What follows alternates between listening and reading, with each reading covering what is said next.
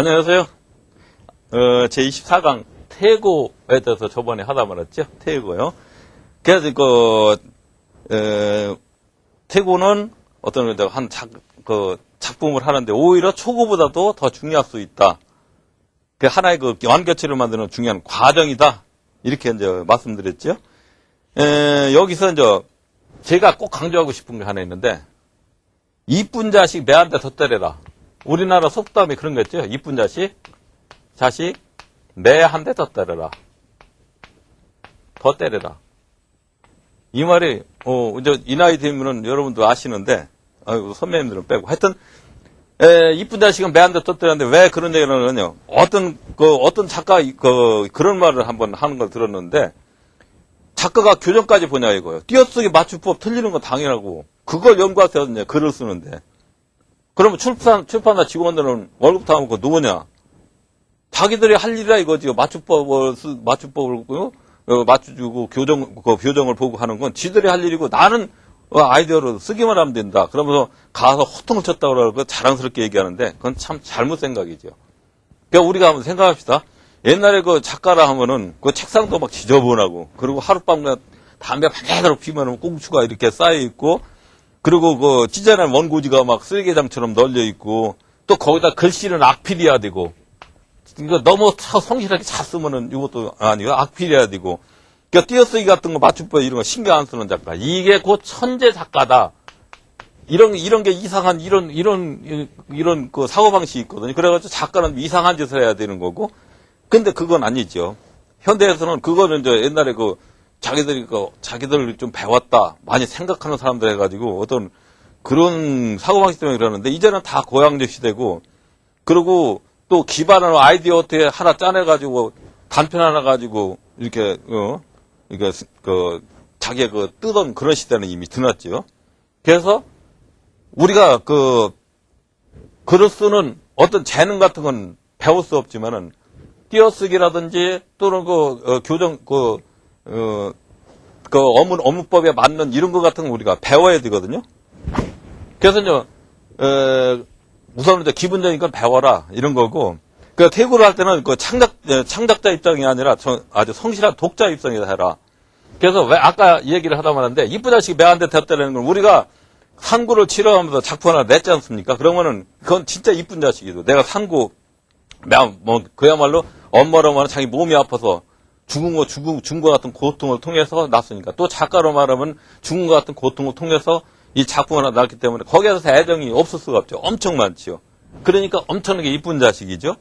그래가지고 객관적인 입장이 아니고 이쁜 마음으로 그냥 내보내면은 그건 100% 실패다. 그러니까 적어도 3 내지 4주, 한 달 정도는 방치하다시피 집어 던져야 됩니다. 던져야 그때서 비로소 객관적인 어떤 입장에서 가지고 그런 눈을 갖게 되죠.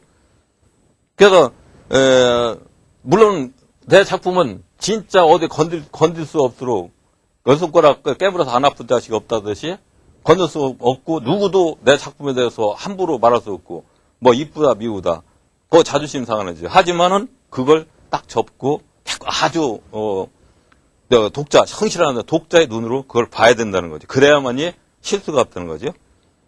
그래서 또 더 이상한 건, 내가 이 글을 썼는데 금방 그걸 갖다가 이렇게 주관적인 시각으로 보면은 어디 잘못된 부분이 있죠. 좀 삐딱삐딱한 부분. 이건 못난 자식이 더 정이 가듯이 못난 부분이 이상하게 더 매력적으로 보이는 거예요. 매력적으로 가지고, 이거 좀 다른 사람들이 못하는 표현이다. 이거 얼마나 매력적이니. 그러니까 이건 더 내가 정이 간다. 물론 이상하지만은 내가 매력적으로 보기 때문에 누구도 말하지 마라. 그래가지고 매력적으로 보여서 하는 주관적인 시각으로 딱 출판을 하면 거기서 망신살이 뻗치는 거죠. 그러니까 이쁜 자식 갖다가 배 한 대 더 때리고, 미운 자식은 떡 하나 더 줘주는 대신 거기서 철저하게 뭔가 자를 건 자르는 거죠. 그리고 해명이 같은 경우 노인과 바다는 거의 200번을 퇴고했다고 하더군요. 200번. 말이 그렇지 200번 퇴고 한번 해보십시오. 그래서 마침내 그 200번 정도 퇴고를 했기 때문에 비로소 노벨상을 탈 수 있는 그런 작품이 나온 거죠.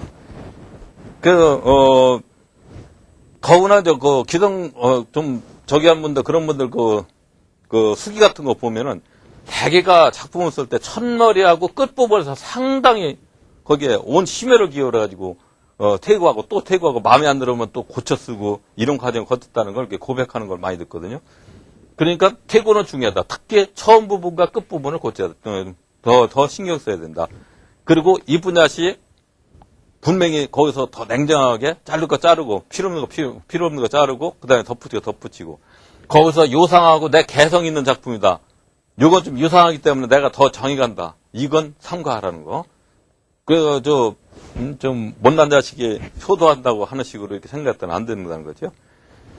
예, 그러면 대충 요걸로 퇴고에 우선은 기본적인 거 맞지. 우선 퇴고에 그럼 요령을 한번 우리가 대충 짚고 한번 넘어가죠.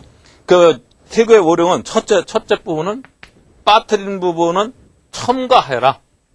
그게 첨삭지도라고 하죠. 첨삭지도. 삭 없애다. 첨부하고 삭지도라고 하지. 그래서 논설문 같은 거 이렇게 가져오면 거기다 빨간 저기를 이렇게 해주는데 그냥 처음 보태거나 또는 없애버린 거 삭제해가지고 그런 지도라고 하죠. 그래서 첨가해라. 빠뜨린 부분은. 그 다음에 필요 없는 부분, 특히 군더더기는 무조건 삭제하라. 이거 살리려다가 작품 다 버리는 수가 많거든요. 아, 이 장면 정말 좋은데.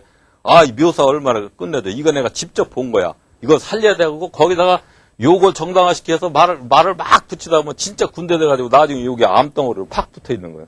그러니까 띄우면은 작품 전체가 부서지는 수가 있거든요. 삭제해라. 그리고 세 번째는 너 뜻처럼 느슨하면은 조이고, 그리고 엉성하면은 재구성해라. 이거 좀 엉성하다. 뭔가 삐뚤삐뚤 이상하다 그러면 바퀴부터 다 빼가지고 배아랭부터 다시 기름치고 다시 하든지. 아니면 이거 느슨해가지고 끄떡끄떡하고 소리 나오면은 빡 조여라. 그래도 안 되면 어떻게 하죠? 삭제죠.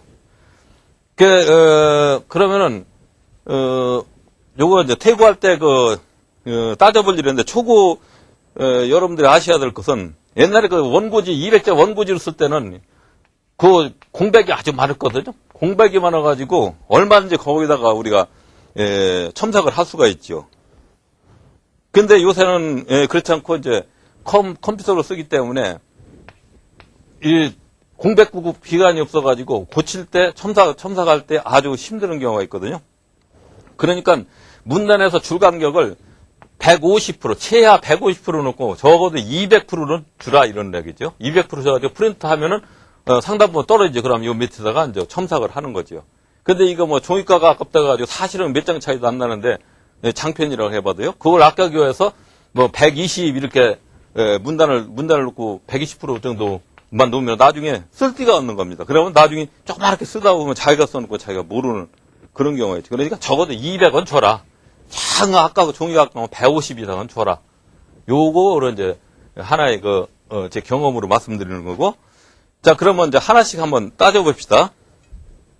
첫째, 그릇된 설명이 있어요. 쓰다 보면은. 잘못된 설명. 이건 다시 써라. 다시 쓰는 수밖에 없죠. 자, 두 번째, 질질 끄는 장면 있죠. 끄는 장면.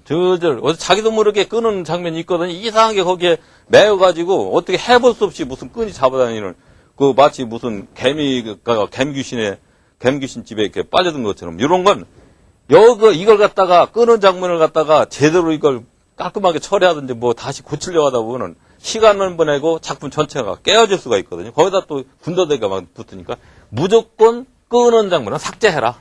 없애버리면 시원하죠. 자, 우리가 이 아플 때 풍치 때문에 막 고생하죠. 뭐 이렇게 흔들리고 막 그러는데 이걸 갖다가 약으로 해서 임시 고쳐봤자 언젠가 또 아프거든요. 그러면 그 고통스러울 건데 탁 빼봅시다. 발치를 하면 얼마나 시원합니까? 똑같은 거죠.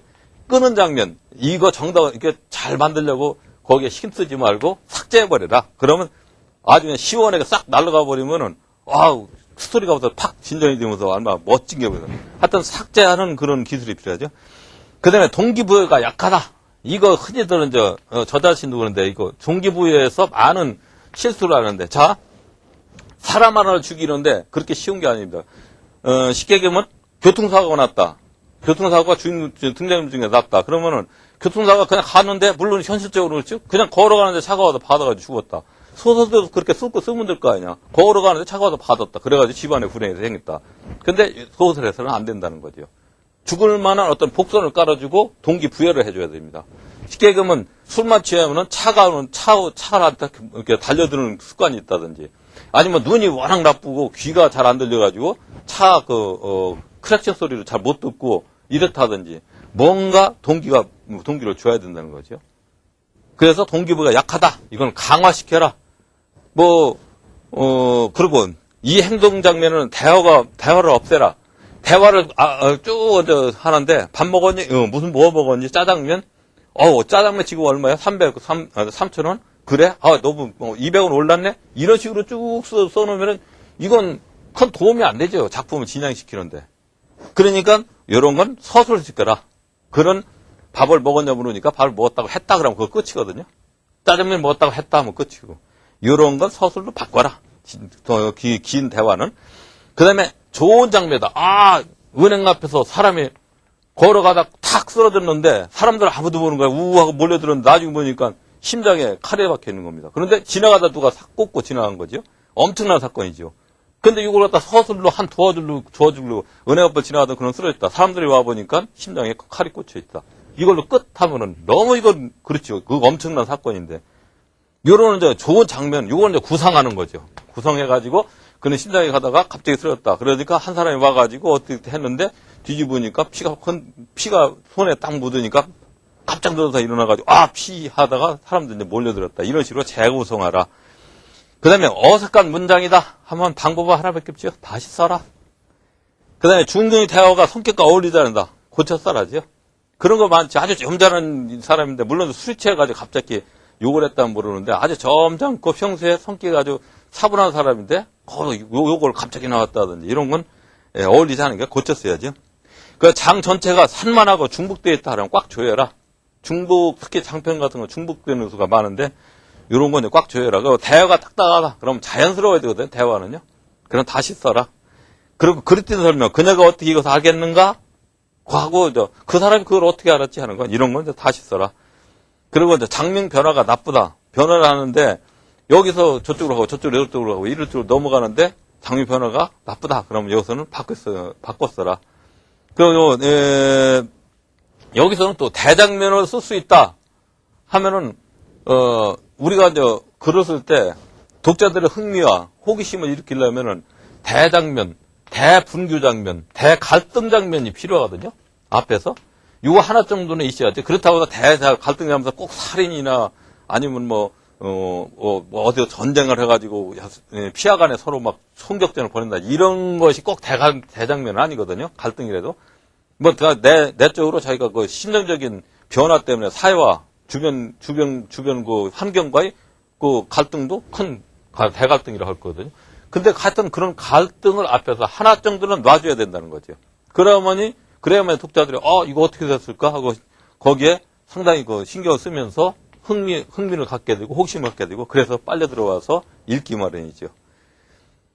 자, 그래서 여기까지 하고, 그 다음에 이제, 태국은 여러분, 하면 할수록 좋은 거죠. 그래서 대부분의 좋은 작품들은 초고에서는 나오지 않는다고 하죠. 그래서 물론 엄청난 천재들은 초고 가지고 그거 가지고 태고도 않고 냈다는 그런 분들도 저도 한번 봤는데, 글쎄 그 천재가 아닌 다음에 거의 태고에서 다시 나온다는 거 이거 꼭 아시고, 그리고 아까 설명에서 좀 빠진 부분이 있는데, 동기부여에서 특히 우리가 알아야 될 것은, 우리가 어떤 사건을 쓸 때, 아까 얘기했듯이 그 사건이 현실에서는 이루어지지만 소설은 이루어지지 않는 장면이 엄청 많거든요. 그걸 갖다 간과하는 수가 많습니다. 저도 그런데 이거 그냥 사람 하나 죽는데, 아니면 사랑이 다치는데, 아니면 사랑이 깨지는데, 그렇게 쉽게 인간사에서 깨질 수도 있거든요. 지금 현실은요. 어떤 경우에는 부부간이 선생님들인데 거기에 장판지 사러 갔다가 서로 색깔 때문에 싸워가지고 이혼했다. 이런 거 현실적으로 있는데, 소설에서는 그렇게 쓰면 안 된다는 거죠. 소설에서는 충분하게 동기를 부여해 주라는 거. 그 작품 태고할 때 이걸 꼭 기억해 주시기 바랍니다. 여러분, 감사합니다.